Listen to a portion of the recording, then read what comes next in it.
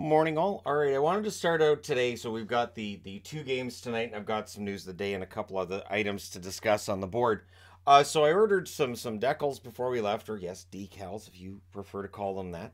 I ordered some before we left, in that they got a bunch of reverse retro ones on the NHL website, and I was like, all right, I got to get these. They'll work on the boards for when there's less games. Can use them on boards for the playoffs.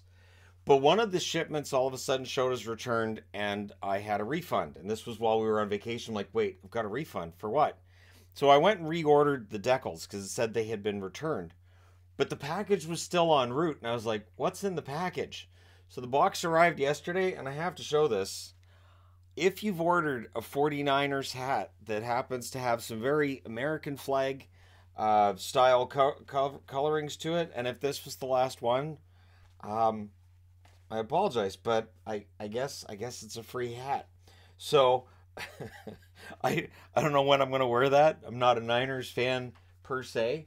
I'm more of the Chargers fan variety, but I did get a kick out of that. So I thought I would share that with all you fine people to start off today's offerings. So we have two games tonight in the NHL. One starting at 5 o'clock Pacific, one at 5:30, or 8 o'clock Eastern and 8:30 Eastern, respectively. Starting at 5 o'clock Pacific, 8 o'clock Eastern, the Vancouver Canucks in against the New York Rangers. Yes, the East Coast swing continues. So this is the first of two meetings. They'll meet again on February 15th. I knew this because I'm getting endless advertising asking me, do you want to go to Canucks games soon? So the answer is still no. But for Vancouver, they're 26-4 on the season. Pettersson, 21 goals, 38 assists, 59 points. Pettersson really is now the leader of this team, and so we'll see how that leadership role continues to grow over the coming weeks, as well as for Quinn Hughes. Both of them, of course, wearing A's until the end of the season, and they'll likely announce Pettersson, I would think, as the captain this summer, especially if they can get him signed to a long-term deal. But Hughes is part of this picture as well. 5 goals, 40 assists, 45 points for Quinn Hughes. He's been very good. They're in against a New York Rangers team that's 28-14-8. Adam Fox, 10 goals, 39 assists, 49 points, has been remarkable this season. So is Philip Hedl. 18 goals, 13 assists, 31 points for Hedl. He has taken that next step as a goal scorer. We'll see whether or not this is a career year, if this is just an indication of things yet to come. But for Hedl, he has been on a heater in recent weeks, and we'll see if that continues tonight against a Vancouver team that will have Spencer Martin as the starter, and the team generally allows a lot of goals. So we'll see how that factors into this one. 8:30 Eastern, 5:30 Pacific start between Minnesota and Dallas. I felt confident. I'm like, sure, I'll wear Dallas. And if Minnesota wins, it's okay. It's my wife's favorite team. I don't have a problem with that. So Minnesota 27-18-4. Well, one of her favorite teams, of course, Winnipeg the favorite. Boldy, 16 goals, 20 assists, 36 points. Hasn't been as good as he was during his really strong start to the season, but still a very good player. And of course, Kaprizov, very consistent numbers with Kaprizov. 28 goals, 32 assists for 60 points for him overall. And so, yeah, we'll see how this one goes against a Dallas team that are 29-13-10. They won in a shootout in their last game. Maybe that's a sign of things to come. In that extra time has not been kind to them this year. Robertson, 33 goals, 34 assists, 67 points. That's the overall number. For Rope Hintz, 21 goals, 26 assists, 47 points. Two younger players on a Dallas team that has split the season series with Minnesota so far. December 4th, Minnesota wins in a shootout, 6-5. On December 29th, the Dallas Stars won 4-1. The fourth and final meeting will be on February the 17th. So let me know your winners for these games in the comment section below, as always. Now, for news of the day, Tommy Novak has signed an extension with the Nashville Predators, who signed Cole Smith to an extension while I was away. I didn't feel like I needed to upload a short because Smith signed an extension, but it's an $800,000 extension for Novak. So Nashville clearly liking the supporting cast on this team. There are reasons to like this team in general. The thing is, if they don't finish above the playoff line, how do things change? So Novak at this point looks like he'll be sticking around in the next season. Cole Smith as well. And I do like to see players who are on the bottom six work their way into that conversation. It was a nice moment last night too during the Islanders game with the chance for Horvat, and he gets his first goal as an Islander. I don't think anybody's expecting his shooting percentage in New York to be anywhere near what it was in Vancouver, but he can still tip the puck in, and his partnership with Barzal So far through 2 games, small sample size, yes, but it's looked pretty good. And I have to say, the Islanders on a 4-game winning streak, what's working against them is the fact they only have 28 games left. They have fewer games left to play than anybody else that they're in this schmozzle with underneath the playoff line, around the playoff line.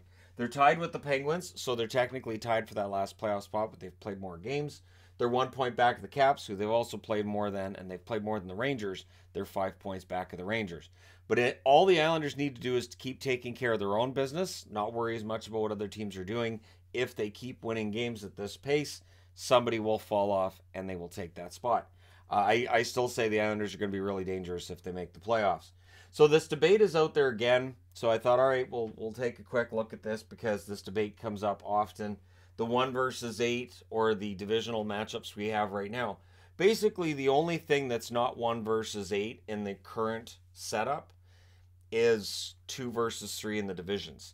Otherwise, you already have 1 versus 8, 2 versus 7. You just don't have 3 versus 6, 4 versus 5. And so, and of course, the way the bracket unfolds after that does change as well. Now, for the way things look right now, we have Boston against Pittsburgh would be the current matchup. Boston against Pittsburgh would be 1 versus 8 matchup as well. So when I'm watching this morning and, it would be great if it was Pittsburgh coming into Toronto, I'm like, Pittsburgh's not going to play Toronto. 1 versus 8 is still not happening. Carolina would play Washington under the 1 versus 8 system. That's also the matchup that we would currently have. 3 versus 6 and 4 versus 5 does change. We would have Toronto against the New York Rangers if it was 1 versus 8. Right now it's Toronto against Tampa. And I know people will say, well, that'd be so much better of a matchup for Toronto. They wouldn't have to worry about the Lightning. Yeah, then you have an Igor problem. Igor showed last year in the playoffs. He's definitely an issue, and he's something to overcome in a playoff series. And you would have New Jersey against Tampa Bay instead of the current matchup of New Jersey against the Rangers. I find it odd when this crops up because it always seems like it's just a lot of noise. Because in the West, nothing changes. I just went through the West, and nothing changes. You still have Dallas, Colorado, Vegas, Edmonton, Winnipeg, Minnesota, and Seattle, LA. Every matchup is the same except 2 if you go 1 versus 8. Yes, the subsequent rounds would be different. You would have, in this case, Toronto would be the 3rd seed, so they would face off against likely it would be the winner of 2 versus 7. They'd end up against Carolina in the 2nd round rather than Boston. So again, there is no easy path in the East, and I think that's the part that I won't say that I take offense. But when I basically hear it suggested that there's an easier opponent in the East, people looked at the teams in the East, there isn't really an easier path in the East, and we very often see upsets in the first round too.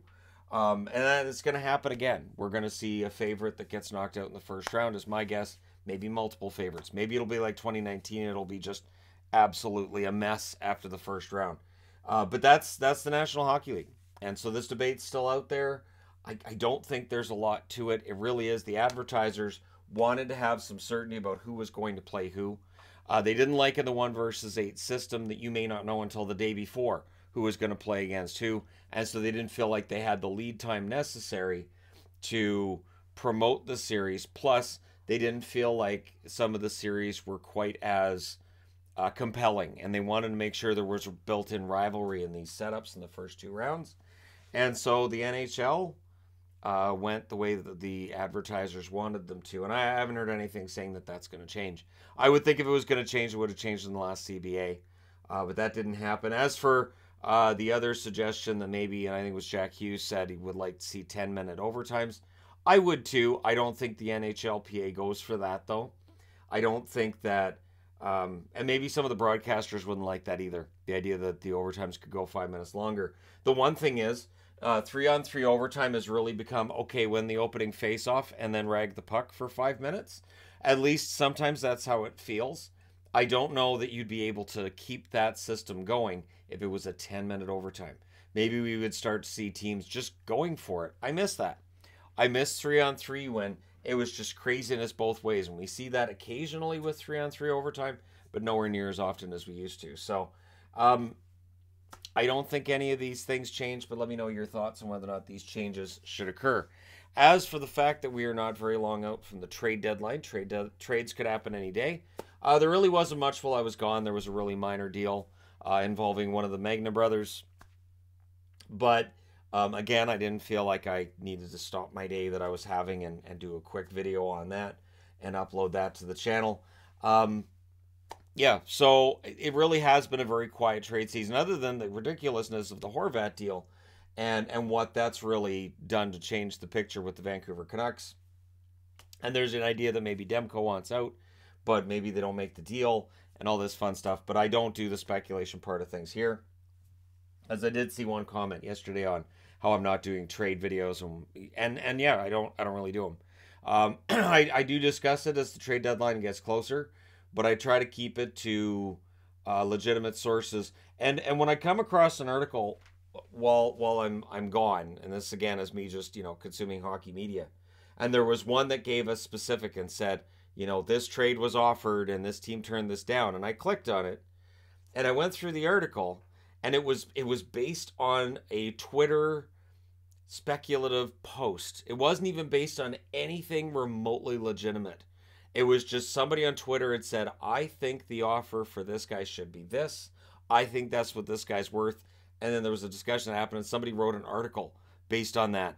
And I thought, this is why I don't do trade speculation, because it's all BS. That was all BS. I wasted my time. So I want you guys to waste your time here in other ways rather than listening to that, because it doesn't age well. It never does. Horvat, there was lots of talk about Boston, lots of talk about Colorado, lots of talk about various locations. The Islanders were seen as more of an outlier. He goes to the Islanders, and then it was, well, it's purely a rental, which I didn't buy at the time. You guys go back and look at the trade video. I didn't buy that at all at the time. But yeah, and now it's not a rental. Now it's an 8-year deal, and then everybody gets mad at the 8-year deal, except fans that were in attendance last night and realized Horvat and Barzal could be absolute magic together. These guys could be fantastic. So at any rate, there you go. Thank you guys so much for your support the whole way through, of course. Don't forget to hit like and subscribe if you're browsing your way through. You just happened upon this video. Thank you guys so much for watching, for all your support. I will talk to you again soon.